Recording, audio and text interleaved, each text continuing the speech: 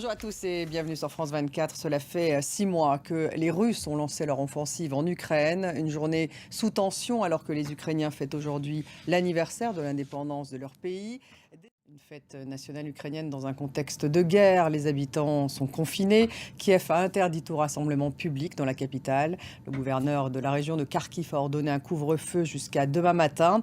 Virginie Hertz, envoyée spéciale à Kiev. Il y a 6 mois, jour pour jour, les jeunes Ukrainiens sont donc passés de l'insouciance aux armes. 6 mois qui ont fait d'eux des soldats aguerris.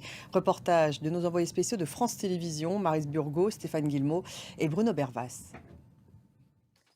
Et alors que des explosions ont eu lieu également à Zaporizhzhia, selon les autorités locales, la Russie et l'Ukraine se sont mutuellement accusées de mettre en péril la centrale nucléaire. C'était lors de la réunion du Conseil de sécurité de l'ONU d'hier.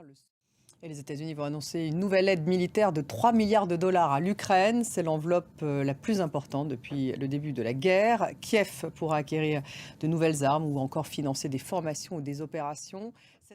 Dans le reste de l'actualité, en Angola, les élections législatives avec un scrutin annoncé comme le plus serré de l'histoire du pays entre le parti au pouvoir depuis l'indépendance et l'opposition, le président João Lourenço.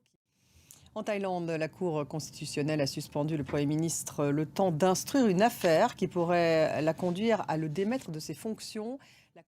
Actualité en France avec le tout premier Conseil des ministres de la rentrée qui a démarré. Une rentrée dans un climat d'incertitude.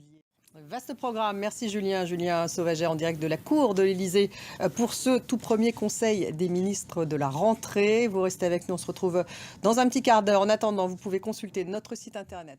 Restez avec nous.